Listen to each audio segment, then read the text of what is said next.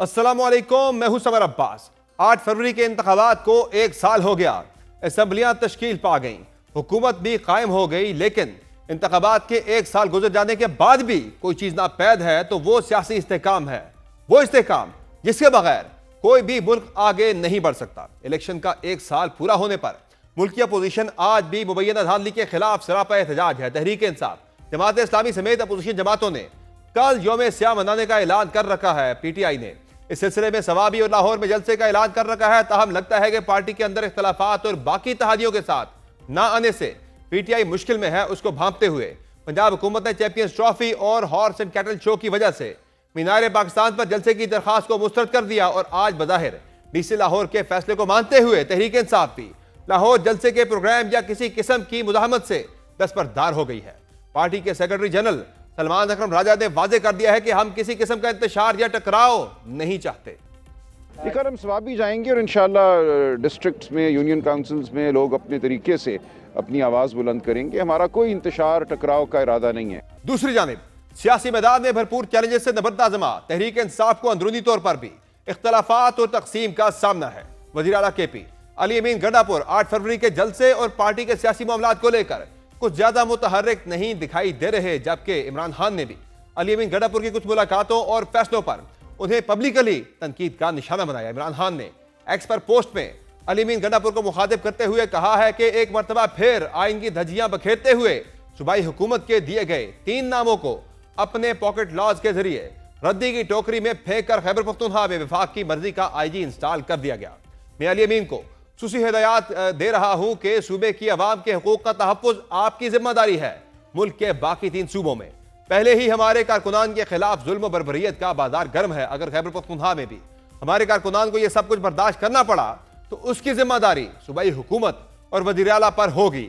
हमारे किसी वर्कर के खिलाफ कोई ज्यादती हुई तो फौरी एक्शन लेकर आईजी को फारिग करना है। इसके साथ ही चेयरमैन पीटीआई बैरिस्टर गौहर के लिए भी खतरे की घंटियां बजना शुरू हो चुकी हैं। कुछ पार्टी रहनुमा बैरिस्टर गौहर के खिलाफ इमरान खान को खत लिखने की तैयारी कर रहे हैं कि उन्हें ओहदे से हटाया जाए, जिसकी एक झलक आजम सवाती की शिकवों से भरी उस तकरीर में भी नजर आई जिसमें जेल से बाहर आते ही वो अपनी ही पार्टी की क़यादत पर बरस पड़े। मैं अल्लाह की कसम खा के कहता हूं, ये क़यादत हमें नहीं चाहिए। सटक जेल में 1100 हमारे कारकुन थे, हमारी क़यादत कहाँ थी? ये प्रोटोकॉल करने वाले, असम्बलियों में बैठने वाले, इन्होंने मेरे मुल्क मेरे इमरान खान के लिए, बुशरा बीवी के लिए, आजम सवाती के लिए क्या किया? इमरान खान के साथ नहीं है, वो अपने प्रोटोकॉल के साथ है। इमरान खान को धोखा दे रहा है। अल्लाह उनकी नस्लों को तबाह करे। दूसरी जानिब 8 फरवरी के पीटीआई के एहतजाज पर उनके मुमकिन इत्तेहादी भी नजर रखे हुए हैं। मौलाना फजल रहमान ने असद कैसर के घर जाकर खाना भी खाया, हुकूमत के मुस्तफी होने का मुतालबा भी किया, लेकिन इकट्ठे एहतजाज पर गुगली करा गए, जिस पर सलमान अकरम राजा ने एक बार फिर सोलो फ्लाइट का इंदिया दे दिया है।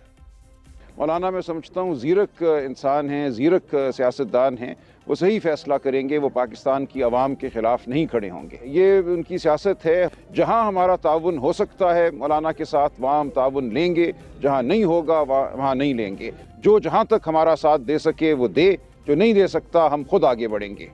ऐसे में तहरीक इंसाफ 8 फरवरी से हुकूमत के खिलाफ जो बड़ी तहरीक लॉन्च करने की प्लानिंग कर रही थी, उसका मुस्तकबिल क्या होगा?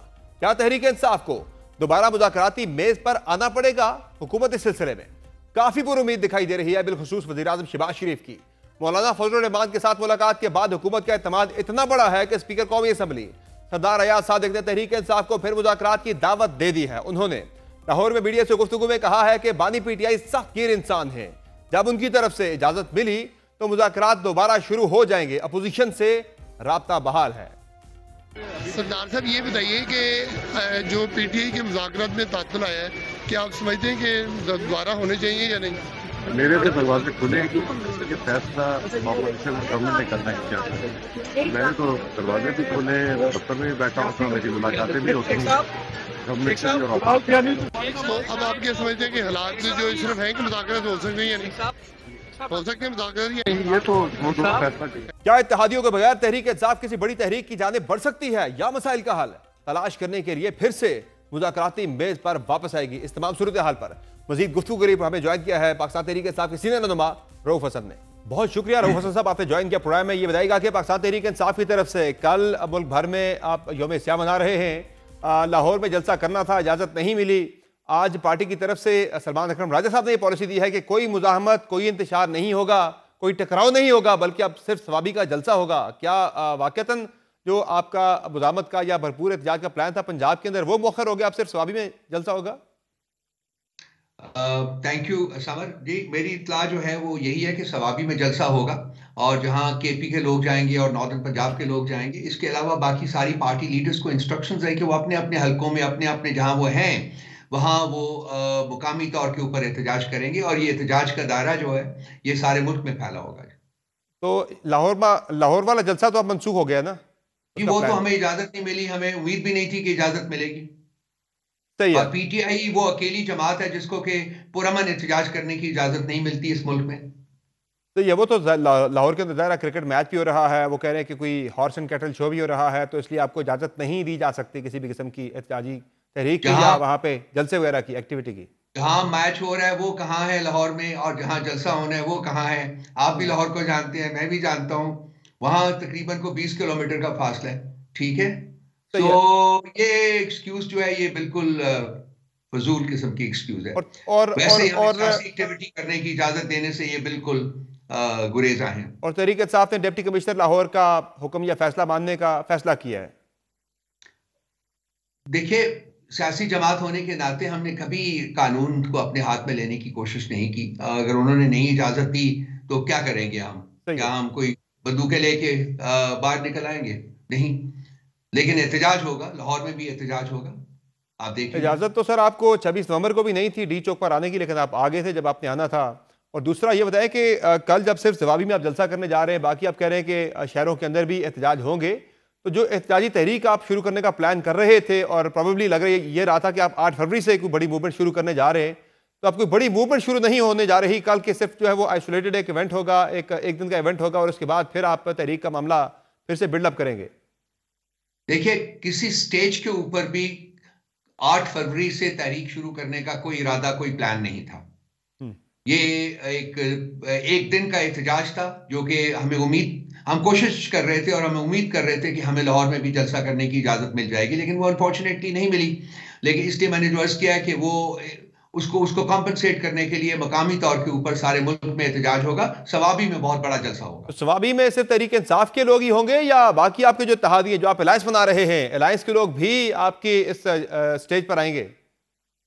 ये जो 8 फरवरी के बारे में जो फैसला किया गया था ये उस वक्त पीटीआई ने किया था। ये जो प्लेटफॉर्म है ये 2-3 दिन पहले की डेवलपमेंट है, लेकिन हमारा ये फैसला पहले हो चुका हुआ था। मतलब इट्स एन ओपन थिंग, अगर वो आना चाहें तो उनको रोकेंगे भी नहीं हम, लेकिन मेरा ख्याल है कि ये पीटीआई का सिर्फ इवेंट होगा। और तहरीक इंसाफ ने इतराज ये है कि शायद इसलिए दावत नहीं दी कि आपको ये लगता था कि कोई आने को तैयार नहीं है स्टेज के ऊपर आपके। अगर वो आने को तैयार ना होते स्टेज के ऊपर तो वो फिर जो मीटिंग हुई है 3-4 दिन पहले जिसमें कि उन्होंने यक जुबान होके मुल्क में फौरी इलेक्शंस करवाने की डिमांड की है, तो वो भी ना करते।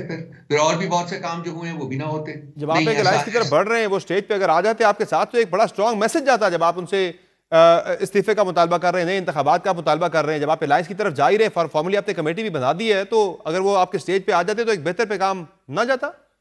हर काम अपने वक्त के ऊपर हो जाएगा समर साहब, आप भी यही हैं, मैं भी यही हूँ, आपके पास आऊंगा फिर प्रोग्राम करूंगा। अलायंस का मकसद क्या है? अलायंस क्या करेगा? क्या कोई आप सड़कों पर मूवमेंट चलाएंगे या सिर्फ जो है वो आपकी तरफ से कॉन्फ्रेंसेज होंगी या इस तरह की एपीसी वगैरह होंगी, पार्लियामेंट की हद तक एहतजाज होगा? क्या होगा इसका राय-अमल क्या आगे के वाले से?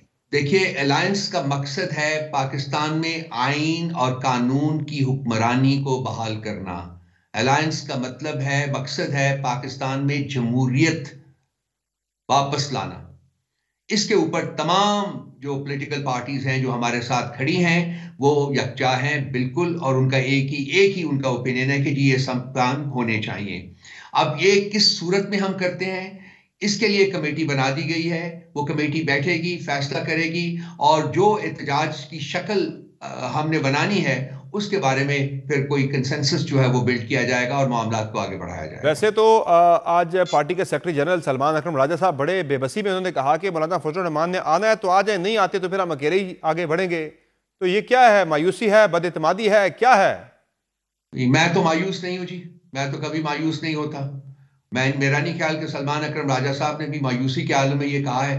लेकिन देखिए, हर पॉलिटिकल पार्टी के अपने अहदाफ होते हैं। हमारे साथ वो एक दिन पहले मिले हैं और दूसरे दिन सर प्राइम मिनिस्टर साहब उनके घर पहुंच गए हैं, बुकेस लेके पहुंच गए हैं, अब उनको कोर्ट कर रहे हैं। तो ये चलता रहता है। इस वक्त जहां तक जो चीज हमारे लिए इंपॉर्टेंट है वो ये है कि जी उस दिन शाम को जब हम तमाम पॉलिटिकल पार्टीज के रिप्रेजेंटेटिव्स की मीटिंग हुई है तो उन्होंने पाकिस्तान में नए सिरे से फ्री एंड फेयर इलेक्शंस करवाने की डिमांड की है और यही हमारी भी डिमांड है। वो होगा, उसके बगैर ना आईन बहाल होगा, ना कानून बहाल होगा, ना ही मुल्क में जमहूरियत आएगी, जिसके बगैर मुल्क आगे नहीं चल सकता। तो वहां उस डिमांड में वो हमारे साथ खड़े हैं। That's important. उसके लिए करेंगे क्या आप? मेरा आपसे दोबारा सवाल यही है कि कैसे करेंगे ये? जब आपके खिलाफ एक इत्तेहाद बना था पीडीएम के नाम से, तो उन्होंने तमाम सियासी जमातों को इकट्ठा करके आपके कुछ बंदे तोड़कर आपके खिलाफ अदम एतमाद लाई थी। तो आपका तरीकाकार क्या होगा कि आप उनके बंदे तोड़ने की कोशिश करेंगे, उनके इत्तेहादियों को भी आप परस्यू करेंगे कि वो भी आपके इत्तेहाद का ऐसा बने और हुकूमत को कमजोर करें, उनके नंबर गेम में आप उन्हें शिकस्त दें, अदम एतमाद लाकर? है प्लान क्या है आगे के बारे से आपका? बंदे तोड़ना वाला गंद जो है वो मुबारक हो पीएमएलएन को, पीपल्स पार्टी को, उनके नून लीग के अंदर से बंदे ना तोड़े, लेकिन उनके इत्तेहादी हैं। आप एमक्यूएम की बात कर रहा हूं मैं, पीपल्स पार्टी की बात कर रहा हूं। आप उनकी सियासी जो इत्तेहादियों को तोड़ सकते हैं आप। उस गंद में हम नहीं पड़ेंगे। पीटीआई का ये मोटो नहीं है, पीटीआई का ये कल्चर नहीं है। जब हम मुल्क में आइन और कानून की हुक्मरानी चाहते हैं भाई, तो फिर हमारे कॉल और हमारे फेल में तजाद नहीं होना चाहिए। लेकिन ये गंद वही करते आए हैं इस मुल्क में, लेकिन हम नहीं करेंगे वो काम। लेकिन सिर्फ मुतालबे से तो इस्तीफा कोई नहीं देगा सर। मुतालबे तो आपके खिलाफ भी होते रहे। अदम एतमाद आई है तो खान साहब को हुकूमत से उन्होंने निकाला है। जनाब, वो आदम एतमाद जैसे आई थी वो कैसे आई थी? वो सिंध हाउस में बाजार लगा था लोगों के जमीरों का। जनाब जरदारी साहब प्रिसाइड कर रहे थे, जो इस वक्त सदर पाकिस्तान है। आपके इत्तेहादियों को भी तोड़ा गया था। बाप पार्टी को तोड़ लिया गया था आपके इत्तेहाद से। एमक्यूएम को आपके इत्तेहाद से तोड़ लिया गया था। आज उसी एमक्यूएम के सर पे ये हुकूमत खड़ी है। आप ही चाहे तो ये इत्तेहाद वो कभी हमारे इत्तेहादी थे ही नहीं। अच्छा, तो फिक्र मत करें समर साहब, इतनी इंपेशेंस ना शो करें मेरे भाई। हम करेंगे, हम वही काम करेंगे जो कि आइन और कानून इजाजत देता है, जो जमहूरी कदरें इजाजत देती हैं, और हम अपनी मूवमेंट को लेके आगे बढ़ेंगे उन कदरों की इज्जत करते हुए। उन कदरों को वायलेट नहीं करेंगे। तो क्या तो करेंगे क्या? मैं आपसे यही जानना चाह रहा हूं, फिर क्या करेंगे? ऐसा सिर्फ मुतालबों से, प्रेस कॉन्फ्रेंस से तो मुस्तफी कोई नहीं होगा। आपने खुद कहा है कि कमेटी बनाई है, मैंने भी रिपीट किया है, कमेटी बनी है, वो बैठेगी और वो आगे का लाया अमल जो है वो तय करेगी। और आप तक सबसे पहले मैं आपको प्रॉमिस करता हूं, आप बहुत इंपेशेंट लगते हैं, हम आपको पहुंचा देंगे। इनिशिएटिव ये पाकिस्तान तहरीक इंसाफ का है। ज़ाहिरा एक हदफ इंसान के जहन में होता है तो बंदा फिर इत्तेहादियों को साथ लेकर आता है, फिर आप उन्हें इकट्ठा जोड़ते हैं, कमेटी बनाते हैं, आपके मिलकर उस लाया अमल के ऊपर जो है आप सबको कन्विंस करने की कोशिश करते हैं। तो लायबल में जानने की कोशिश करोगे तरीके साथ, ऐसा क्या सोच रखा है हुकूमत को घर भेजने के लिए? Let me put it this way कि जो आईनी और कानूनी हमारे पास रास्ते हैं हम उन तमाम को इस्तेमाल करेंगे। पार्लियामेंट हो, कानूनी महाज हो, उसके अलावा आईनी रास्ता तो एक ही है।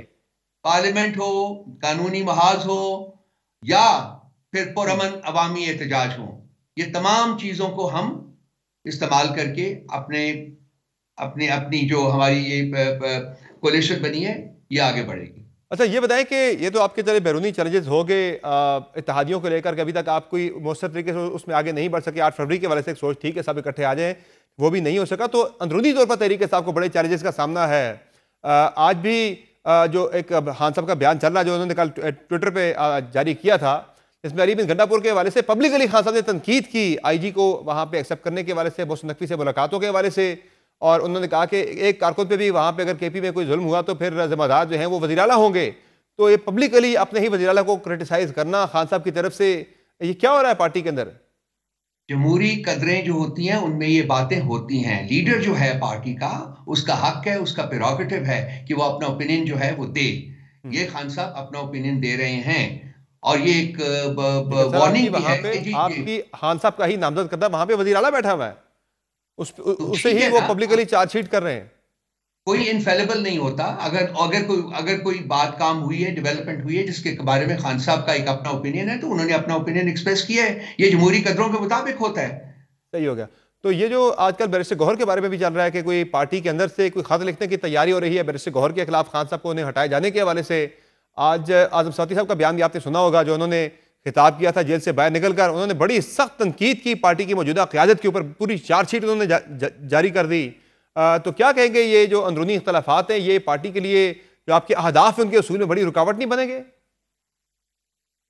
देखिए, ये जो गौर साहब के बारे में आपने जो बात की है, मेरा नहीं ख्याल कि उसमें कोई सदाकत है। हाँ, ये मीडिया जो है वो कॉइनेज करता है, टाउट्स बैठे होते हैं यहाँ, आप भी उनको टाइम देते हैं, वो बैठ जाते हैं, आप उनको एक एक घंटा बिठाए रखते हैं, उनकी शक्लें देखते हैं, कौन से टाउट की बात कर रहे हैं आप? मैं किसी का नाम नहीं लूंगा, आपको बता, किसी का नाम ले लेना। जब आप टाउट की बात कर रहे हैं आप नाम ले लें, उसका किसकी बात कर रहे हैं आप? ना मैं आपके चैनल की स्पेसिफिकली बात कर रहा हूँ, ना मैं आपकी स्पेसिफिकली बात कर रहा हूँ, मैं जनरल एक स्टेटमेंट है मेरी, ठीक है? वो सबको पता है कि कौन से हैं वो लोग। तो ये कॉइनेजेस होती हैं जो कि पार्टी के अंदर डिसयूनिटी और डिसयूनिटी जो है क्रिएट करने की कोशिश होती है। तो हम इनके ऊपर वक्त दाया नहीं करते, हमारे पास और कोई बेहतर काम बहुत है। आजम सवाती साहब ने तो किसी टाउट के कहने पे प्रेस कॉन्फ्रेंस नहीं की ना? नहीं, सवाती साहब जो है वो आए हैं, उनके साथ जो हुआ है वो भी सबको पता है, वो बाहर आए हैं, मैं खुद भी उनको मिलने जाऊंगा इंशाल्लाह। अपनी पार्टी को चार्जशीट कर रहे हैं, अपनी पार्टी की मौजूदा क़यादत को चार्जशीट कर रहे हैं, वो हुकूमत को या किसी और को नहीं कर रहे। अगर उनकी कोई रिजर्वेशंस हैं तो उनको दूर किया जाएगा पार्टी के अंदर इंशाल्लाह ताला, फिक्र ना करें। तो बाकी इसके अलावा मामलात आप कह रहे हैं कि पार्टी के अंदर सब यूनिटी है और मामलात बिल्कुल ठीक तरीके से आगे बढ़ रहे हैं, ऐसा कुछ भी नहीं है? अगर मामला ठीक तरीके से आगे ना बढ़ रहे होते तो 2.5 साल में जो इस पार्टी के ऊपर हुआ है, आज पार्टी में एक बंदा ना होता मेरे भाई। आज पार्टी में 2.5 साल से ज्यादा लोग बैठे हुए हैं, आज पार्टी में 2.5 साल से पहले से ज्यादा सपोर्ट है। आज खान साहब की सपोर्ट जो है वो पहले से कहीं ज्यादा है। 80% plus people in this country support him. ये पार्टी के अंदर यूनिटी की वजह से हुआ है, डिसयूनिटी की वजह से नहीं हुआ। Party is one behind Imran Khan. वो तो नजर आ रही है सर, जिस तरह से लोग एक दूसरे को पब्लिकली क्रिटिसाइज कर रहे हैं पार्टी के अंदर। गंडापुर साहब और जुनैद अकबर साहब जो हैं वो एक पेज पर ही हैं क्या? सब एक पेज के ऊपर हैं। When it comes to PTI के मकासद को सामने होगा तो सब एक पेज पे हैं, तमाम लोग एक पेज के ऊपर हैं। नवाबी के जलसे को लेकर वो इतने ज्यादा मुतहर्रिक दिखाई नहीं दे रहे। 50 लाख उन्होंने दे दिया है पार्टी को कि करें जलसा, खर्चा करें जो भी करना है, उन्होंने कहा मैं अपनी तरफ से दे रहा हूँ 50 लाख, बाकी इसके अलावा वो इतने मुतहर्रिक नजर नहीं आ रहे। किनकी बात कर रहे हैं? गंडापुर साहब की बात कर रहा हूँ। गंडापुर साहब मुतहर्रिक हैं और मुतहर्रिक रहेंगे, वो चीफ मिनिस्टर है केपी के। ये बताएं कि मुज़ाकरात के मामले पर रऊफ हसन साहब के जब मुलाकात हुई है मौलाना फजल रहमान से वज़ीर-ए-आज़म शहबाज शरीफ साहब की, उसके बाद फिर से हुकूमत को एक कॉन्फिडेंस आया है। उन्हें लगता है कि शायद ये इत्तेहाद, पता नहीं मौलाना साहब ने उन्हें कोई यकीन दहानी कराई है या क्या हुआ है कि एतमाद गवर्नमेंट का फिर से बढ़ गया है। स्पीकर साहब ने आज फिर आपको मुज़ाकरात की मेज़ पर आने की दावत दी है। वो कह रहे हैं कमेटियां में ख़त्म नहीं कर रहा, कमेटियां में तहलील नहीं कर रहा, तहरीक इंसाफ को फिर से मुज़ाकरात की दावत देते हैं। वो राब्ते में हैं तहरीक इंसाफ हमारे साथ। वो कह रहे हैं खान साहब जो हैं वो जरा सख्त इंसान है, वो इजाजत दे दे तो पीटीआई के साथ मामलात हमारे बन सकते हैं, बातचीत हो सकती है फिर से। तो उन्होंने चैनल फिर से मुज़ाकरात खोल रखा आपके साथ। गलत बयानी कर रहे हैं स्पीकर साहब। उनको चाहिए कि कमेटियां जो है वो रैप अप कर दें और उनको कहें कि उनको मेरे नाम से कहिएगा कि पहले अपने अंदर वो ताकत पैदा करें, वो रेलेवेंस पैदा करें, वो लेजिटिमेसी पैदा करें कि आपको गवर्नमेंट कहने के हकदार आप बन सकें। आपके पास तो इतनी रेलेवेंस नहीं है कि आप खान साहब से मुलाकात करा सकें उनकी मुज़ाकराती टीम की। तो आप क्या देंगे हमें? आपके पास है क्या? डमीज हैं आप। तो फिर आप उनके पास पहले क्या लेने गए थे? हम लेने नहीं गए थे उनके पास, हम गए थे इसलिए हमने एग्री किया था कि फिर कम से कम ये लोग ना कहें कि जी आप पॉलिटिकल पाथ जो है वो फॉलो नहीं करते। तो फिर आप वो हम करके देख लिया है। इनके अंदर का खोखलापन जो था वो तो आज भी कह रहे हैं, यार सादिक साहब तो आज भी कह रहे हैं कि तहरीक इंसाफ के लोग मेरे साथ राब्ते में सिर्फ अंदर से खान साहब की तरफ से मंजूरी आने का इंतजार है। ये नहीं कि वो सच बोल रहे हैं, मैंने कहा वो झूठ बोल रहे हैं। बहुत शुक्रिया रऊफ हसन साहब, आपने प्रोग्राम में ज्वाइन किया। प्रोग्राम में मुख्तसर ब्रेक लेते हैं, ब्रेक से वापस आएंगे, बात करेंगे जेयूआई अब किसकी तरफ जाएगी। मौलाना फजल रहमान की वज़ीर-ए-आज़म से मुलाकात के बाद अब ये सवाल उठना शुरू हो गए हैं कि क्या जेयूआई तहरीक इंसाफ की तरफ से बनाए जाने वाले ग्रैंड अपोजिशन अलायंस का हिस्सा बनेगी, और अगर बनेगी भी तो किस हद तक तहरीक इंसाफ के साथ जाएगी? क्या सड़कों पर भी जेयूआई तहरीक इंसाफ का साथ दे सकती है, या फिर हुकूमत की तरफ से मौलाना फजल रहमान को तहरीक इंसाफ से दूर रहने की जो दरखास्त की गई है उस पर मौलाना फजल रहमान अमल करेंगे? मौलाना किस तरफ जा रहे हैं, बात करेंगे ब्रेक के बाद। हमारे साथ रहिएगा।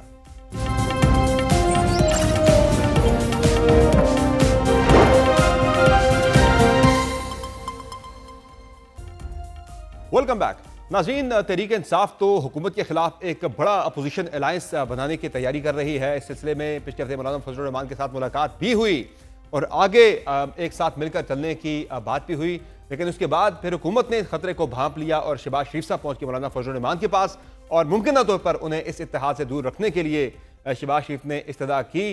अब JUI का फैसला क्या है, वो किस तरफ जाएगी? क्या वो इस ग्रैंड अपोजिशन अलायंस का हिस्सा बनकर अमली तौर पर हुकूमत के खिलाफ तहरीक चलाएगी या फिर तहरीक इंसाफ को अकेले ही सोलो फ्लाइट लेकर इस एहतजाजी तहरीक में जाना होगा?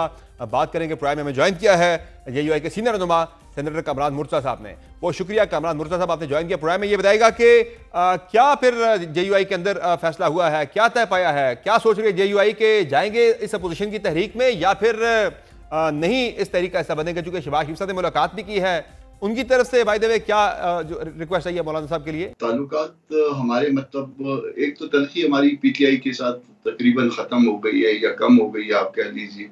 दोनों अब कोई इत्तेहाद उनके साथ बनेगा मिलके और बाकी पार्टियों का, ये इस बात पे नहीं कह सकते, मगर उसमें हमारा मौक़िफ़ बिल्कुल क्लियर है कि असल मसला जो है वो इलेक्शन के हवाले से है और वो इलेक्शन के हवाले से जो मसला है वो पूरे पाकिस्तान का है। और ये पाकिस्तान का मसला जो है ये सिर्फ इस इलेक्शन का नहीं है बल्कि आइंदा इलेक्शनों का भी है कि अगर इलेक्शन फर्ज करिए कि कल कोई करवा भी देता है और फिर इसी तरह की हरकत होती है जो 2024 में हुई या इवन 2018 में हुई, तो फिर जो है इसका फायदा कोई नहीं होगा। आप देखिए पाकिस्तान की कमजोरी की वजह अगर आपको समझ में आएगी तो वो सियासी अदम इस्तेकाम है। और सियासी अदम इस्तेकाम क्यों पैदा होता है कि इलेक्शन में धांधली होती है, और धांधली कौन करता है? वो जो ताकत के मराकज हैं। जब तक वो मामला ठीक नहीं होंगे पाकिस्तान आगे चल नहीं पाएगा, यही हमारी सोची समझी राय है। तो मौलाना फजलुर रहमान साहब का फिर क्या उनकी सोच क्या है कि ये जो अपोजिशन का एक अलायंस बन रहा है, तहरीक इंसाफ की तरफ से कोशिशें हो रही है, जाएंगे फिर आप उस इत्तेहाद का हिस्सा बनेंगे? क्योंकि मुलाकात हुई थी, बड़ी गर्मजोशी उसमें नजर आई थी, बल्कि उसमें तो हुकूमत से इस्तीफे का मुतालबा भी कर दिया गया था मौलाना साहब की तरफ से। जी बिल्कुल, नए इलेक्शन का मुतालबा किया गया है, उनसे रेजिग्नेशन का मुतालबा कि आप हुकूमत छोड़ें और आगे चलिए और इलेक्शन फेयर और फ्री होने चाहिए। ये बिल्कुल हमारा मुतालबा है, मगर ये मुतालबा कोई नया नहीं है, ये डे 1 से है कि ये हुकूमत जाली है, ये असम्बली जाली है। ये कभी हमने नहीं कहा। दो कि कंट्राडिक्शन इस वक्त भी मौजूद है कि हम उस असम्बली में बैठे हुए हैं, मगर हम चूंकि फोरम नहीं छोड़ना चाहते, हम अपनी बात भी वहाँ रखना चाहते हैं, तो इसलिए हम वहाँ बैठ के भी एहतजाज करते हैं और यहाँ बाहर भी एहतजाज करते हैं। मगर ये मुतालबा जो है हमारा डे 1 से है। और दूसरा आपने कहा कि हम किस तरफ जाएंगे, मौलाना हमारे यहाँ जो है वो हम एक मजहबी सियासी पार्टी है और सबसे ज्यादा शायद डेमोक्रेसी जिन पार्टियों में है उसमें से एक पार्टी है। मामला जो है वो पार्टी के अदारों के अंदर रखे जाते हैं और पार्टी के अदारे जो है फैसला करते हैं और फिर उसको मौलाना अनाउंस करेंगे। तो अभी वैसे सोच पाई क्या जा रही है JUI के अंदर? वाइडली क्या सोच है आपकी? अपनी ज़ाती राय क्या है कि आपको जाना चाहिए इस अपोजिशन अलायंस के अंदर? हुकूमत मुखालिफ आपको यानी कि एक मौसर तहरीक का हिस्सा बनना चाहिए? अभी तक तो अलायंस के खदोखाल वाजे नहीं हुए। वो अलायंस क्या पुराना होगा, वो अलायंस क्या नया होगा, उसकी शक्ल क्या होगी, उसका प्रोग्राम क्या होगा, उस प्रोग्राम उस अपना जो भी अलायंस बनेगा उसके होते हुए कोई जाहिरी या गैर जाहिरी मुज़ाकरात होंगे नहीं होंगे, ये सारी बातें तय होनी है। तो ये सब बातें तय हो जाए फिर उसके बाद जो है ना वो कोई आपको खबर दे सकेगी। कोई अलायंस की मुमकिन सरबराही के वाले से मौलाना फजलुर रहमान साहब को भी कोई ऑफर की गई है तहरीक इंसाफ की तरफ से, या कोई ऐसी कोई प्रपोजल डिस्कस हुआ है कोई? मेरे ख्याल में नहीं। मैं ये जो दो इवेंट है, मैं दोनों इवेंट्स में मौजूद नहीं था। जाहिर है सर मौजूद नहीं थे, लेकिन आप जितने कनेक्टेड हैं मौलाना फजलुर रहमान साहब के साथ, जितने आप उनके करीब हैं, ये मुमकिन ही नहीं कि आप दूर होकर भी जो है ना वो इन चीज़ों से आप लाइल्म हो। मैं रिपोर्ट देने का पाबंद होता हूं उनको, मगर वो मुझे रिपोर्ट देने के पाबंद नहीं है। लेकिन मशवरा तो आपसे वो करते हैं। अभी तक कोई मशवरा नहीं किया। सही है, लेकिन ज़ाहिर पार्टी के अमूर से आप लाइन तो कभी हो नहीं सकते। आप you are one of the most informed person in JUI। ये कोई जोहरी बात होगी तो यकीनन मैं उससे वाकिफ हूँगा, मगर अभी तक कोई ऐसी बात जोहरी नहीं है। वैसे उसूली तौर पर क्या आपको लग रहा है कि मौलाना फजलुर रहमान ही को सरबराह होना चाहिए अगर वो इस इत्तेहाद को अगर ज्वाइन करते हैं? देखिए मेरे हवाले से क्यों ऐसी खबर बनानी है जिससे जो ना कल कोई गलतफहमियां पैदा हो जाए। ये पार्टियां जब इकट्ठे बैठती हैं, क्योंकि ये डिस्कशन तो चल रही है, ये मामला डिस्कशन में तो है। मैं तो कहता हूँ जितने पाकिस्तान के होते हैं वो भी मौलाना के पास होने चाहिए कि इसको भी आजमा के देख लीजिए कि मौलवी कितना जो ना बेहतर परफॉर्म करता है। अच्छा, गवर्नमेंट की तरफ से क्या ऑफर लाए थे शहबाज साहब जो है मौलाना साहब के लिए? क्या डिस्कशन हुई मुलाकात के अंदर? कोई आप तक क्या मालूमात पहुंची उसमें? बज़ाहिर तो एक समाजी राब्ता था। बज़ाहिर वो कहा भी ये गया कि अयादत के लिए आए हैं। मौलाना पिछले दिनों कुछ बीमार भी रहे थे। फिर उसके बाद सर वो चूंकि स्टेशन पे नहीं जब बीमार थे तब अयादत के लिए नहीं आए। अब माशाल्लाह से मौलाना साहब सेहतमंद हो चुके हैं, काफ़ी उनकी सेहत बेहतर हो चुकी है, तो अब मुलाकात के लिए आना। तो वो जो आपने जो बज़ाहिर का लफ्ज़ इस्तेमाल किया है, तो वो बज़ाहिर में काफ़ी ज़्यादा जो है ना वो जान नज़र आ रही है कि वो बज़ाहिर जो है वो अयादत थी, लेकिन पीछे कुछ और इसके जो है अवामिल कार फरमाते हैं। चूंकि हमारे घर आए थे तो हम तो एहतराम करने के पाबंद हैं ना, बहरहाल ईस्ट में रहने वाले लोग हैं। अच्छा, लेकिन ज़ाहिर है सर एक राय तो यही है कि वो अयादत नहीं थी, कुछ और था, तो चल सकते हैं इस हुकूमत के साथ मजीद ताउन हो सकता है या नहीं होगा?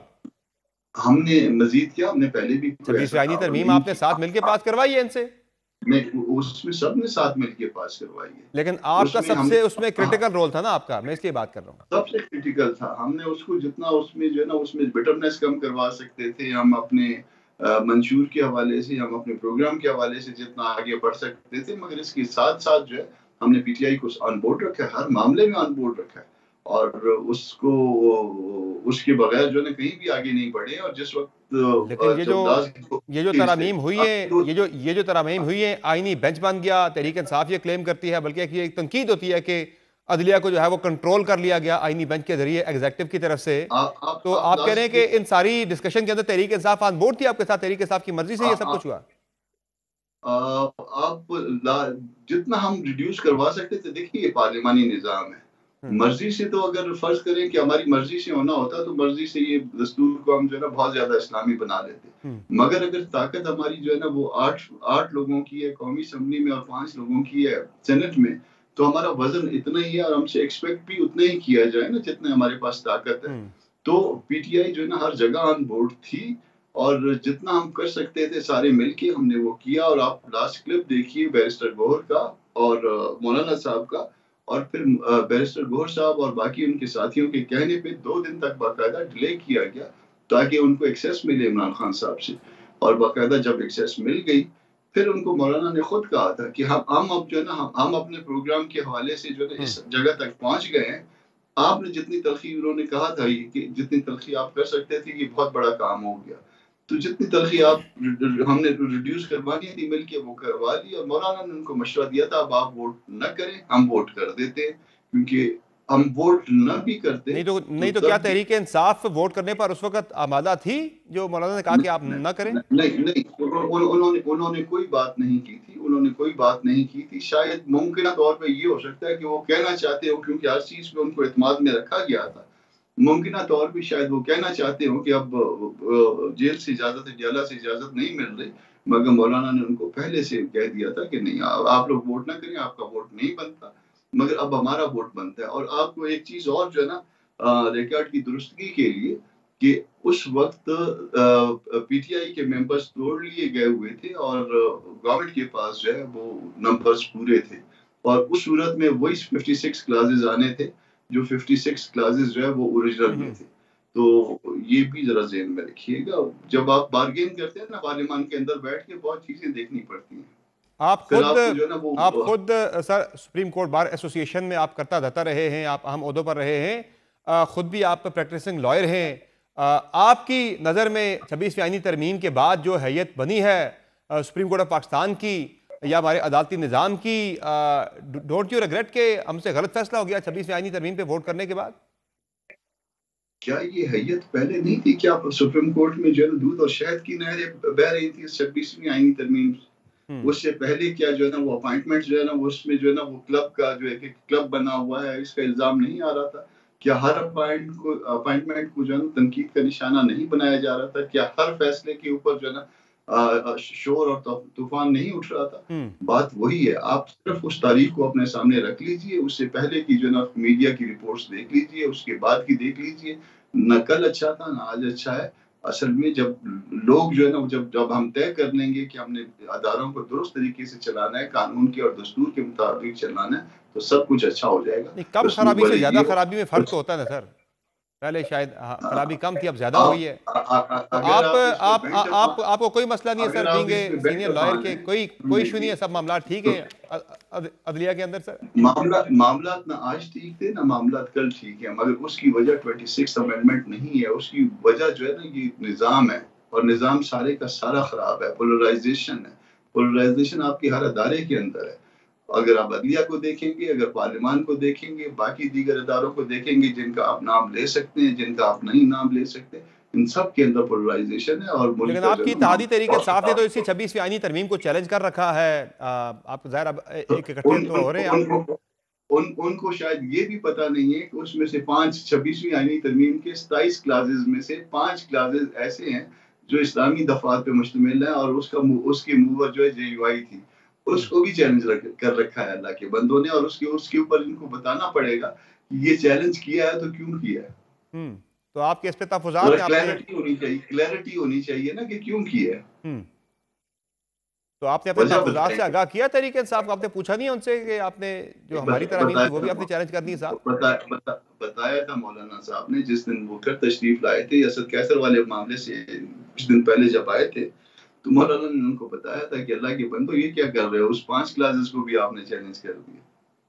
लेकिन ज़ाहिर साहब फिर सिलेक्टिव चैलेंज तो नहीं होती, फिर तो तरमीम पूरी ही चैलेंज हो गई है, पूरा निज़ाम ही चैलेंज हो गया। मैं चूंकि वकील हूँ, मुझे पता है सिलेक्टिव चैलेंज होती है, और उसमें आपने एक एक चीज को जो है ना बताना पड़ता है। आर्टिकल 8 के पैरामीटर पे आपने उसको बताना होगा कि ये चीज गलत है, और ये चीज जो गलत है तो क्यों गलत है, ये ढांचे बुनियादी ढांचे के खिलाफ। सर ये इन छोटे छोटे इख्तलाफात के साथ बल्कि आपकी नज़र में तो ये बड़ा इख्तलाफ है जो आपके बताने के बावजूद तरीके सामने चैलेंज की 26वीं आईनी तरमीम, वो शिकें भी नहीं छोड़ी कि जिनके मूवर आप थे। तो इन चीज़ों के होते हुए फिर ये इत्तेहाद, ये अलायंस कैसे बनेगा, कैसे आगे बढ़ेगा? अपना नुक्ता नजर रखते हुए फिर भी बात आगे बढ़ सकती है, मगर ये बात कामरान मुर्तजा आगे नहीं बढ़ा सकता, मौलाना खुद भी अकेले नहीं बढ़ाएंगे, बल्कि पार्टी के अदारे जो है इस पे फैसला करेंगे। तहरीक इंसाफ आपसे चाह क्या रही है कि आप उनके साथ सड़कों पर निकले? अभी तक तो ये बात भी नहीं हुई है। अभी तक मैं कह रहा हूँ कि मुझे क्लैरिटी नहीं है कि ये अगर कोई अगला अलायंस होगा तो वो उसकी शक्ल क्या होगी, किस तरह से होगा, उसमें हम अपने आप को किस तरह से पाबंद करेंगे। मैं एक पॉलिटिकल वर्कर के तौर पे ये बात कर रहा हूँ कि मैं अभी तक क्लियर नहीं हूँ। वैसे आज तो तहरीक इंसाफ के सेक्रेटरी जनरल सलमान अकरम राजा की जो गुफ्तगू है उससे तो नजर आ रहा है कि वो कोई ज्यादा उम्मीदें नहीं लगाए बैठे JUI से। आज तो उन्होंने कह दिया है कि JUI ने अगर हमारे साथ आना है तो ठीक है, नहीं आते तो फिर हम सोलो फ्लाइट लेंगे, अकेले ही जाएंगे इस तहरीक के अंदर। उनकी मर्जी है, मुझे ना उनके उस पे अकेले चलने पे एतराज है, ना किसी और बात पे एतराज है। मैं एतराज करने वाला कौन होता हूँ? वो जो कहें वो उनका अपना फैसला है, वो जरूर करें, खुशी के साथ करें, हंसी खुशी के साथ। हमारी ये कामयाबी है कि हमने आपस में वो जो गाली गलोच वाला माहौल था वो खत्म करने का किरदार अदा किया। बहुत शुक्रिया कमरान मुर्तजा साहब, आपने ज्वाइन किया प्रोग्राम में। नाज़रीन, JUI के रहनुमा कमरान मुर्तजा का कहना है कि अभी तक जमीयत उलमा इस्लाम ने कोई हतमी फैसला नहीं किया कि आया वो इस ग्रैंड अपोजिशन अलायंस का हिस्सा बनेंगे। इसे लीड कौन करेगा? मौलाना फजल रहमान भी इसे लीड कर सकते हैं अगर वो इसका हिस्सा बनते हैं, और इस तहरीक में वो किस हद तक जाएंगे, सड़कों पर निकलना पड़े सड़कों पर भी निकलेंगे या नहीं, इस पे JUI जो है वो अंदरूनी अपनी एक डिस्कशन के प्रोसेस से गुजर रही है। उसके बाद ही हतमी फैसला किया जाएगा। प्रोग्राम में मुख्तसर ब्रेक लेंगे, ब्रेक से वापस आएंगे, बात करेंगे 26वीं आईनी तरमीम के आफ्टर शॉक्स का सिलसिला जारी है, और सबसे ज़्यादा मुज़ामत अदलिया के अंदर से ये आ रही है। आज ताज़ा तरीन जो डेवलपमेंट हुई है, एक खत सामने आया है फिर से चीफ जस्टिस के नाम पर। इस खत में क्या था और एक नया तनाज़ा क्या बढ़ रहा है सुप्रीम कोर्ट के अंदर, इस पर बात करेंगे ब्रेक के बाद। हमारे साथ रहेगा।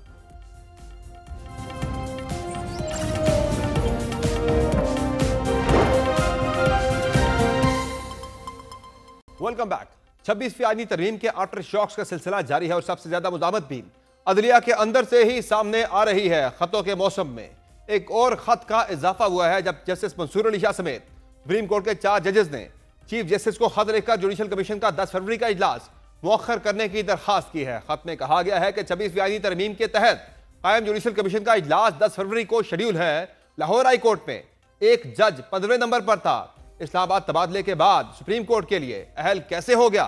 Justice Mansoor Ali Shah, justice Muneeb Akhtar, justice Ayesha Malik और जस्टिस अतर मिनल्ला की जानिब से तहरीर किए गए खत के मदद के मुताबिक आईनी तरमीम केस के फैसले तक नए जजेस की तैनाती का अमल रोका जाए। कम अज कम आईनी बेंच की जानिब से फुल कोर्ट की दरखास्तों पर फैसले का इंतजार किया जाए और इस्लामाबाद हाई कोर्ट के जजेस की सीनियरिटी तय होने तक भी जुडिशल कमीशन का इजलास मुअख्खर किया जाए।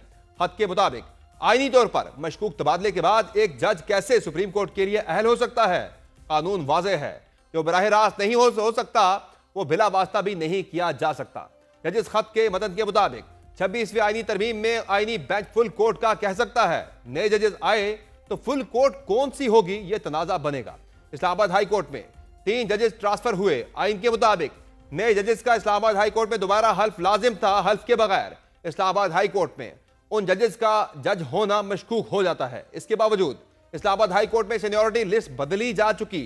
जजेस ने खत में मजीद कहा है कि आईनी तरमीम का केस तरमीम के नतीजे में बनने वाला आईनी बेंच सुन रहा है। आईनी तरमीम का मुकदमा फौरी तौर पर फुल कोर्ट में मुकर्रर होना चाहिए। पहले भी आईनी तरमीम का केस फुल कोर्ट में मुकर्रर करने का मुतालबा किया था। आईनी बेंच में भी केस काफी ताखीर से मुकर्रर किया गया और आईनी तरमीम केस की आइंदा समाअत से कबल ही नए जजेस की तैनाती के लिए जल्दबाजी में इजलास बुलाया गया। खत में कहा गया है कि आईनी तरमीम केस जेर समाअत है। तरमीम से फायदा उठाने वाले जजेस के आने से अवामी एतमाद मुतासिर होगा। आईनी बेंच अगर फुल कोर्ट की दरखास्तें मंजूर करता है तो फुल कोर्ट तश्कील कौन देगा? अगर फुल कोर्ट बनती है तो क्या उसमें तरमीम के तहत आने वाले जजेस शामिल होंगे? अगर नए जजेस शामिल ना हुए तो फिर सवाल उठेगा कि तश्कील करदा बेंच फुल कोर्ट नहीं। अगर मौजूदा आईनी बेंच ने ही केस सुना तो उस पर भी पहले ही अवामी एतमाद मुतजलजल है। जजेस खत के मदद के मुताबिक अवाम को मौजूदा हालात में कोर्ट पैकिंग का तासुर मिल रहा है। जानना चाहते हैं किसके एजेंडा और मुफाद के लिए अदालत की तजलील की जा रही है। जानना चाहते हैं अदालत को इस सूरत हाल में क्यों डाला जा रहा है। इस तमाम सूरत हाल पर मजीद गुफ्तगू के लिए प्राइम में ज्वाइन किया है सीनियर कोर्ट रिपोर्टर हसनात मलिक ने कि आया अदलिया के अंदर जारी इख्तलाफात क्या आने वाले दिनों में एक बड़े बहरान की सूरत हाल इख्तियार कर सकते हैं। बहुत शुक्रिया हसनात मलिक साहब, आपने ज्वाइन किया प्रोग्राम में। ये बताइएगा कि तनाज़ा बढ़ता जा रहा है 26वीं आईनी तरमीम के बाद सुप्रीम कोर्ट ऑफ पाकिस्तान में जो जजेस के आपस में इख्तलाफात और इशूज़ चल रहे हैं। आज एक और ख़त सामने आया है। 4 जजेस ने लिखा है, मंसूर अली शाह समेत बाकी जजेस ने, कि जो जुडिशल कमीशन का इजलास है 10 तारीख का वो जो है मुअख्खर किया जाए कि जब तक जो है वो 26वीं आईनी तरमीम पर फुल कोर्ट नहीं बन जाता तब तक ये तकरीरें जो है रोकी जाएँ जजेस की। क्या लग रहा है आपको, ये रुकेगा मामला? चूँकि आपकी मुलाकात भी हुई थी चीफ जस्टिस साहब से गैर रस्मी, जिसमें उन्होंने कहा था शायद वो इन खतूत वगैरह पे तवज्जो नहीं देते, इनको कंसिडर नहीं करते।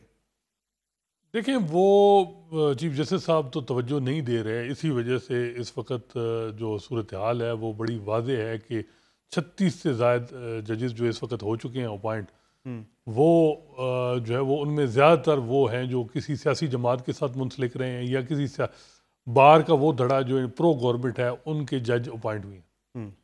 अब खदशा ये है कि सुप्रीम कोर्ट में जो है वो 8 जज की तकर्री का मामला 10 को टेकअप हो रहा है। याहिया अफरीदी साहब जो क्योंकि ख़ुद 26वीं यानी तरमीम के बेनिफिशरी हैं और एक परसेप्शन यही बन रही है कि जो बेनिफिशरी हैं 26वीं यानी तरमीम, चाहे वो आईनी बेंच का हेड हो, चाहे वो उम्मीदवार बराए नेक्स्ट चीफ जस्टिस हो, क्योंकि कई ऐसे जज हैं जो वैसे चीफ जस्टिस ना बन पाते, लेकिन अब मौजूदा निज़ाम के तहत वो कंसिडर हो रहे हैं और वो बड़े हुकूमत के फेवरेट हैं। तो ये वो जज जो हैं वो अब चाह रहे हैं कि ये मामला लिंगर ऑन हो 26वीं तरमीम का, ये डिसाइड ना हो। दूसरी तरफ जज भी भर्ती करवाए जा रहे हैं, कोर्ट पैकिंग हो रही है ताकि जो जज जो है 26वीं यानी तरमीम पे क्वेश्चन करें वो उनकी नंबर कम हो जाए। अब यही खदशा है, वर्ड आज यूज भी हुआ है इस खत के अंदर भी। बिल्कुल, इसमें कोई शक नहीं है। इस्लामाबाद हाई कोर्ट में जिस तरह जज ट्रांसफर करके दिए गए वो बिल्कुल एग्जीक्यूटिव ने एक किस्म का इस्लामाबाद हाई कोर्ट को टेक ओवर कर लिया है। इस वक्त इस्लामाबाद हाई कोर्ट में जो एक था कि जी इंडिपेंडेंट जजेस की तादाद ज़्यादा है, जो जज जो है वो मौजूदा हुकूमत को मौजूदा निज़ाम को क्वेश्चन करेंगे, वो अब उनको कट टू साइज किया गया। सुप्रीम कोर्ट में भी इसी तरह किया गया कि आईनी बेंच से हटाया गया। अब 26वीं तरमीम का मामला 3 महीने टेकअप नहीं किया। होना ये चाहिए था कि रिस्ट्रेनिंग आर्डर होता कि जजों की तकर्री ना हो जब तक 26वीं यानी तरमीम का फैसला नहीं हो। अब दूसरी तरफ जज अपॉइंट हो चुके हैं, जैसे मैंने बताया 36 हाई कोर्ट, मुख्तलिफ 5 हाई कोर्ट में, और 8 ये होने जा रहे हैं। आईनी बेंच ने मामला टेकअप किया 26वीं यानी तरमीम का 3 महीने बाद, वो भी मजबूरन, जब मंसूर अली शाह ने मामला इनडायरेक्टली टेकअप किया कि क्या रेगुलर बेंच की जुडिशन है या नहीं, बजाय इसके कि वो कोई रिस्ट्रेनिंग आर्डर पास करते। 18वीं तरमीम में जब हमने देखा कि इफ्तिखार चौधरी साहब ने इस तरह का आर्डर पास किया, उन्होंने नहीं किया और 3 हफ्ते के लिए केस एडजर्न किया। जो ही किया तो खबर आ गई कि जी जुडिशल कमीशन की मीटिंग 10 को और 8 जज आन। अब ये बड़ा वाज़ेह है कि 8 जज जो आएंगे वो बेनिफिशरी हैं, 8 ऑलरेडी जो आईनी बेंच में के अंदर भी लिखा गया है कि उन 8 जजों की तकर्री इसलिए रोकी जाए कि अगर फुल कोर्ट बनता है कल को 26वीं आईनी तरमीम पर, तो उनके बारे में एक जो है वो क्लैरिटी नहीं आ पाएगी कि ये फुल कोर्ट का हिस्सा हो सकते हैं, नहीं हो सकते, वो भी एक नई बहस वगैरह छिड़ जाएगी। देखिए वो सुप्रीम कोर्ट का हिस्सा होंगे, अगर वो उनको शामिल नहीं किया जाता तो फिर फुल कोर्ट तो ना हुआ ना। हाँ, ये बात तो बड़ी वाज़ेह है। और जो जैसे मैंने बताया कि एक तरफ बेनिफिशरी हैं जो निज़ाम के, और एक तरफ एग्रीव्ड है। अगर उनके और जजों के इसमें आ जाने सबसे के बाद ज्यादा अगर फुल कोर्ट बनता है तो उससे क्या फर्क पड़ेगा इनको, यानी जो इनका एतराज है मंसूर अली शाह साहब का और बाकी 3 जजेस का, कि देखिए इनके आने बैलेंस से जो है इनको जो बज़ाहिर लग रहा है वो खदशा है कि बैलेंस जो है, यानी वो जो वहाँ पे 2 हुकूमत की जो है वो आरा के हामी जो जजेस हैं उनकी आप कह रहे हैं कि वो बैलेंस उनका जो मुखालिफ यानी अपोजिशन जी जी 8 जज जो देखिए अब अक़लियत में बड़ा वाज़ेह है ना कि जुडिशल कमीशन में मेजॉरिटी हुकूमत के पास है, हुकूमत क्या, क्योंकि बार का वोट भी उनके पास है, फिर आईनी बेंच के सरबराह को उन्होंने वोट हुकूमत ने दिया, आईनी बेंच हर वोट हुकूमत के साथ दे रहे हैं, तो वो जो जज लाएंगे वो ऐसे जज, हम ख्याल जज लाएंगे। आइन के अंदर तो वाज़ेह लिखा है जो 26वीं आईनी तरमीम के अंदर हो भी गया है कि वही फुल कोर्ट है जो आईनी बेंच के अंदर नहीं, ऐसी बात नहीं है, फुल कोर्ट नहीं है ये। अब देखिए ना, हुकूमत की चॉइस है, लाहौर हाई कोर्ट में क्यों नहीं आईनी बेंच है, पेशावर में क्यों नहीं है, इसके अलावा सिंध हाई कोर्ट में सिर्फ पीपल्स पार्टी की ख्वाहिश पे 9वें नंबर के जज को बना दी। तो इतनी सिलेक्शन हो रही है, कोर्ट पैकिंग हो रही है। अब जजेस इनमें आईनी बेंच का हिस्सा एक मेंबर, कमीशन के पास वो इख्तियार है कि वो जिसको मर्जी कर ले। देखिए वही इसमें कहीं पे लिखा तो नहीं गया कि आप 9वें या 10वें नंबर वाले को नहीं लगा सकते। बात हम कर रहे हैं अगर आईनी बात करें, आइन के अंदर अगर आइन में तो ये है, आइन का ढांचा भी है, सीलेंट फीचर भी है, इंडिपेंडेंस ऑफ जुडिशरी अगर वायलेट हो रही है और एग्जीक्यूटिव ने टेक ओवर कर ली, इससे बड़ा मामला क्या है? फंडामेंटल राइट मेरा और आपका है कि आज़ाद अदलिया हो। जब वो कंप्रोमाइज की बातें खुद जजेस के अंदर से बातें शुरू हो जाए कि उन्होंने जो आज सवाल लेटर में उठाए हैं, अगर आप उनको देखें, वो तो इन जजेस पे एक चार्जशीट है जो आईनी बेंच का, जिन्होंने मामला डिले किया है, जिन्होंने 26वीं आईनी तरमीम को जानबूझ के 3 महीने के लिए नहीं लगाया। अब जज भर्ती होके जब टेकअप करेंगे तो फिर तो वादे तौर पे सबके सामने है कि जो चीज़ है। तो सुप्रीम कोर्ट में भी सर जो आप देखें ना कि 17 में से 4 जजेस का खत है, यानी 13 जजेस को इस मसला कोई नहीं है इस तरमीम के मामले में, 4 को मसला है, 4 में से भी 2 हैं जो कि इफेक्ट हुए हैं इस तरमीम की वजह से डायरेक्टली बराह रास्त। इसमें आईनी बेंच उनका भी एक कॉन्फ्लिक्ट ऑफ इंटरेस्ट नजर आ रहा है। एक आईनी बेंच की मेंबर आयशा मलिक ने भी आवाज़ उठाई, तो वादे तौर पर लग रहा है कि सुप्रीम कोर्ट में तकसीम है। और इस वक्त अगर ये 26वीं आईनी तरमीम का केस लगता है, वादे तौर पर लग रहा है कि चांसेस कम है कि हुकूमत क्यों इस मामले में ये केस कोर्ट पैकिंग हो रही है और फिर आईनी बेंच से फुल कोर्ट से क्यों इज्तनाब किया जा रहा है और ये किया जा रहा है। तो ये वादे तौर पे ये है कि इस वक्त हुकूमत को लग रहा है कि जब अगर जैसे मंसूर और जैसे मुनीब अगर बेंच में का हिस्सा हो गए तो फिर मसाइल बढ़ेंगे।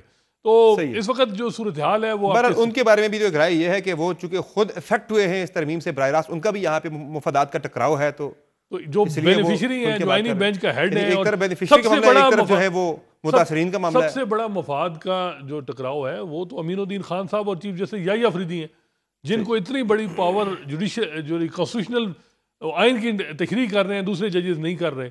इतना बड़ा क्लास एक ग्रेट पार्टी है ना जिनके मुफादात हर्ट हुए हैं, और एक तरफ बेनिफिशरी हैं। सही है। तो दोनों बेहतर तो ये है कि दोनों बैठ जाएं और जो कन्विंस जिसको मेजॉरिटी जिसकी हो जाए। लेकिन आप जब हुकूमत को मौका दे रहे हैं कि वो जुडिशियल कमीशन में अपने हमख्याल जजेस को ले आएगी, फिर तो वो बैलेंस ही खत्म हो जाएगा। बहरहाल जुडिशियल कमीशन के अंदर ज़ाहिर है उसमें 4 जजेस भी उसके अंदर होते हैं, और उसमें 2 बेनिफिशरी हैं आईनी बेंच।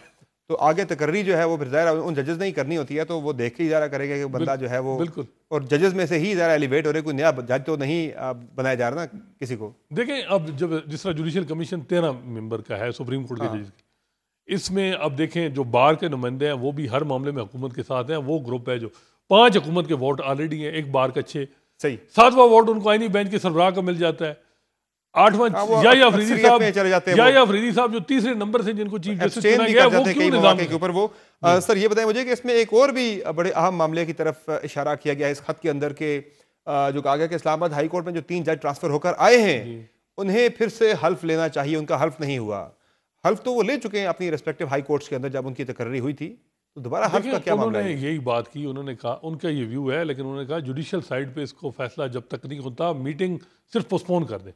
मेरा ख्याल है रीजनेबल बात है कि जुडिशियल ऑलरेडी सुप्रीम कोर्ट में इस वक्त जो है वो 18 जज काम कर रहे हैं, और ठीक है किसी रिसेंट पास में हमने इतने जज नहीं देखे सुप्रीम कोर्ट, तो 2 महीना 1.5 वेट कर लें। ये इतनी जल्दी क्यों है? और जो उनका मामला है कि आर्टिकल 194 बड़ा वाज़ेह है, जिसमें इस्लामाबाद हाई कोर्ट में जज को ओथ लेना है, chief justice Islamabad high court से, और एक जज जो है वो 15 नंबर पे लाहौर हाई कोर्ट में है, सीनियरिटी में, वो एलिजिबल नहीं है सुप्रीम कोर्ट के एलिवेशन के लिए। जो ही वो आ रहा है इस्लामाबाद हाई कोर्ट में, दूसरे दिन वो जो है वो कैंडिडेट बन जाता है सुप्रीम कोर्ट के एलिवेशन के। ये वो काम जो आप डायरेक्टली नहीं कर सकते, इनडायरेक्टली किया जा रहा है। और जो जिस पे सवालात, देखें कोई भी मामला है, आइन में तो 58(2) भी है, और इस आइन में तो इमरजेंसी का मामला है इंटेंशन का, मेलाफाइड। अगर आपकी नीयत मेलाफाइड है और चीजों को करना है तो फिर तो ये जो लड़ाई है आला अदलिया के अंदर, ये कुछ इस्तीफों के ऊपर मुंतज तो नहीं होगी? मेरा नहीं ख्याल कि अगर जजेस ने इस्तीफा देने मुज़ाहमत तो जारी रहेगी, वो इसी तरह अपने डोमेन में रह के मुज़ाहमत जारी रखेंगे। और मेरा ख्याल है कि हम देख रहे हैं कि इन जजेस की तरफ से थोड़ी सी मूव होती है तो जो जजेस बेनिफिशरी हैं वो ज़्यादा उसको रिएक्ट करते हैं। तो ये लड़ाई चलेगी, देखते हैं कि कब तक रहती है। लेकिन इस खत के हवाले से तो पॉलिसी वाज़ेह है चीफ जस्टिस की, के वो कह रहे कि मैं किसी खत पे कोई जवाब कभी भी नहीं दूंगा, रिस्पॉन्ड नहीं करूंगा। नहीं, वो पब्लिकली नहीं दे रहे इस चीज़ का जवाब, और मेरा ख्याल है कि वो नहीं देंगे। लेकिन पब्लिक में तो ये बात जा रही है कि ये मामला है और चीफ जस्टिस याहिया अफरीदी। ठीक, अच्छा मुझे सर एक चीज़ और ये बताएं कि एक वकला की तहरीक भी आ रही है 10 तारीख को, है आपको उसमें दमखम नजर आ रहा है? चूंकि जिस तरह आप खुद बता रहे थे कि ये बार वगैरह ये चीज़ें तो अक्सर मैनेज हो चुकी हुई हैं, तो क्या ये कोई मूवमेंट जो है ये कुछ फ़र्क डाल पाएगी? देखिए जी, मेरा नहीं ख्याल एक ग्रुप जो है वो इस वक्त प्रोफेशनल ग्रुप एक्टिव है कि जी हमें एक मोमेंटम बनाना चाहिए, हामिद खान ग्रुप जिसे कहा जाता है। लेकिन जो दूसरा ग्रुप है जो इस वक्त सुप्रीम कोर्ट बार में मेजॉरिटी में है, पाकिस्तान बार काउंसिल में मेजॉरिटी में, वो तो हुकूमत के साथ है। वो उसी वक्त स्टेटमेंट हुकूमत के फेवर में, 26वीं आईनी तरमीम के फेवर में, आईनी बेंच के फेवर में आ जाएगी। तो और उन्होंने कहना है कि जी 8 जज करें सुप्रीम कोर्ट में एलिवेट। सही है। तो वो मेरा ख्याल है कि इतनी ज़्यादा नहीं, एक उस दिन का एक शोर मचेगा, लेकिन कंसिस्टेंटली जब तक वकील एक नुक्ते पे नहीं इकट्ठे होते उस वक्त तक मेरा नहीं ख्याल। अच्छा चले, ये तो सारी कोर्ट पैकिंग की बातें हो गई, लेकिन इस सारी बहस के अंदर जो हुकूमत की एक राय रही है 26वीं आईनी तरमीम लाते वक्त, आर्गूमेंट ये था जनाब के डिस्पोजल ऑफ जस्टिस जो है वो बेहतर हो जाएगा और केसेस के डिस्पोजल में ज़रा रफ्तार उसकी तेज़ हो जाएगी। तो आज जो 100 दिन की कारकर्दगी चीफ जस्टिस ने अपनी जारी की है, कह रहे 3000 केसेस जो है पेंडेंसी में से कम हो गए हैं, तो ये तो एक रिजल्ट कुछ और बता रहे हैं। देखिए, इसमें कोई शक नहीं कि पेंडेंसी कम हुई है, और उसकी वजह हमें पहले दिन बताया गया। फुल कोर्ट मीटिंग एक ही हुई है, फुल कोर्ट मीटिंग, दूसरी मीटिंग होनी थी याहिया अफरीदी साहब ने की नहीं। उनको खदशा है कि मसाइल बढ़ेंगे, सवाल उठेंगे। उसमें यह था कि पहली मीटिंग में कि हम केस मैनेजमेंट प्लान जो मंसूर अली शाह ने दिया था उसको इंट्रोड्यूस करेंगे, उसको चलाएंगे। तो अब देखते हैं कि माजी में भी जजेस पे यही शिकायतें थी कि सुप्रीम कोर्ट में स्ट्रेंथ पूरी नहीं है। एक पॉलिसी, इसमें कोई शक नहीं है कि वो हेड हैं, क्रेडिट उनको जाएगा। याहिया अफरीदी साहब को 3000 केसेस कम हुई हैं, लेकिन उसका ये नहीं है कि उन्होंने रिफॉर्म किया। हुकूमत का इसमें कोई मामला नहीं है। मामला ये है कि तादाद इस वक्त काफ़ी है। आप देखें तो मज़ीद बढ़ रही है। उमर अता बंदियाल साहब के दौर में स्ट्रेंथ पूरी नहीं थी, 3-4 जज कम थे, या इवन काजी फैसल साहब के दौर में भी उस तरह नहीं, फिर हाई प्रोफाइल केसेस थे। तो इस वक्त जो है वो कम हुई है, लेकिन बहुत सारे केसेस जो हैं 15-20 हज़ार इन्फ्रेक्चुअस केस है सुप्रीम कोर्ट में। सिर्फ स्ट्रेटेजी का मसला है, फुकदान है। बहुत शुक्रिया हसनात फरी साहब, आपने ज्वाइन किया प्रोग्राम में। नाज़रीन, आपने गुफ्तगू मुलाज़ा की सीनियर कोर्ट रिपोर्टर हसनात फरी साहब की, जिनका कहना है कि पेंडेंसी ज़रूर कम हुई है, लेकिन अगर मज़ीद बेहतर अंदाज में अगर इस पर स्ट्रेटजी बनाई जाए तो मज़ीद पेंडेंसी कम हो सकती है। आज के प्रोग्राम में इतना ही, इजाज़त दीजिए, अल्लाह हाफ़िज़।